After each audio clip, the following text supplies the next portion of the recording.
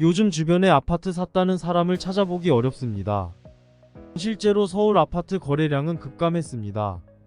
사람들이 아파트를 안 사고 있습니다. 매물은 넘쳐나지만 구매자는 보기 드물어 시장은 매물로 가득 차 있습니다. 부동산 시장의 호황기에는 매물 부족으로 거래량이 줄어드는 현상이 일반적이었으나 현재와 같은 불황기에는 원하는 가격에 맞지 않아 구매자가 나서지 않는 상황입니다. 2023년 상반기에 거래량이 잠시 증가하며 부동산 시장이 반등할 것이라는 기대도 있었지만 이 흐름은 지속되지 않았고 시장은 다시 어려운 상황에 빠졌습니다. 현재 부동산 시장은 지금의 가격과 금리로 아파트를 구매하는 것이 위험하다는 분위기가 지배적입니다. 서울시의 주택시장 상황은 점점 더 복잡해지고 있습니다. 현재 약 8만 건에 달하는 주택 매물이 시장에 쌓여 있습니다.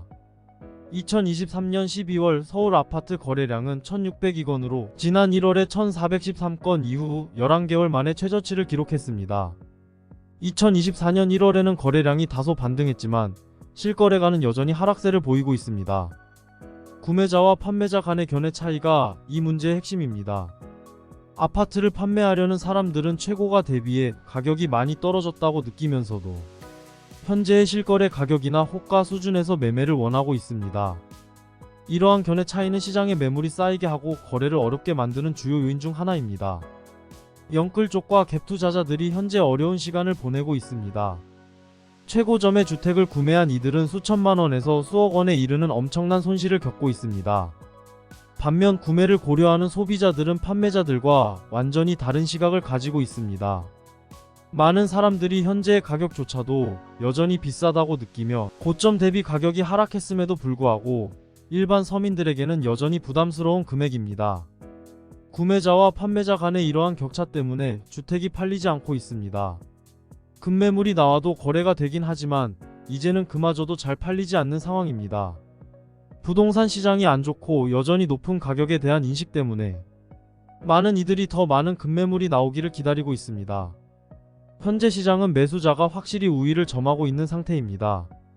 서울의 아파트 거래량 감소와 함께 2023년 마지막 분기에 전국적으로 거래된 아파트의 절반 이상이 이전 분기 대비 낮은 가격에 팔렸습니다.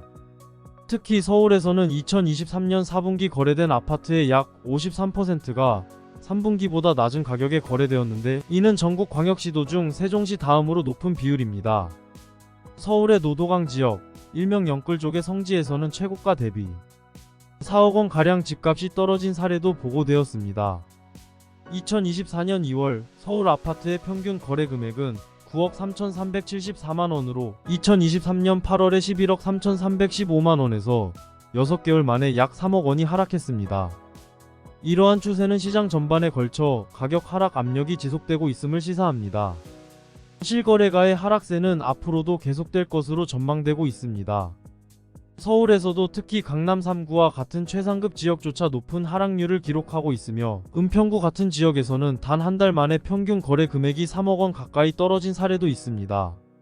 이런 상황 속에서 아파트를 구매하려는 사람들은 자연스럽게 비싸게 사는 것이 아닌가 하는 걱정을 하게 됩니다.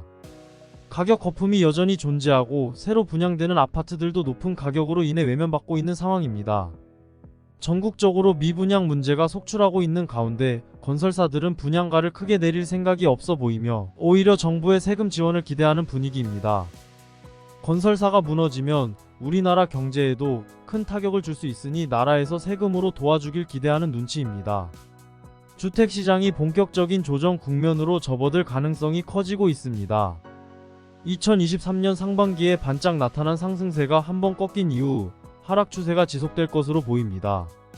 이런 상황에서 정부는 부동산 분위기를 되살리기 위해 규제 완화와 재정 투입을 고려하고 있으며 다양한 세금 혜택을 제공하면서 국민들에게 집 구매를 촉구하고 있습니다. 이는 과거 인구 정책의 변화와도 비슷한 양상을 보입니다. 한때 하나만 낳아 잘 살자는 구호 아래 출산율을 낮추기 위한 노력이 있었으나 시간이 지나며 정부는 이제 결혼과 출산을 적극적으로 장려하고 있습니다. 부동산 시장도 마찬가지로 예전에는 한 채만 구매하도록 권장하고 세금을 더 부과했지만 지금은 여유가 있다면 두 채 이상의 주택 구매도 장려하고 있습니다. 그러나 부동산 정책이 자주 바뀌어 온 탓에 정부의 현재 정책에 대한 신뢰도가 낮을 수 있습니다. 이러한 불신은 정책의 효과를 저해하고 시장의 불확실성을 더욱 가중시킬 수 있습니다. 혼란스러운 부동산 시장이 앞으로 어떻게 변화하게 될지 관심을 가지고 지켜봐야겠습니다. 이번 영상은 여기까지입니다. 구독과 좋아요는 영상 제작에 큰 힘이 됩니다. 감사합니다.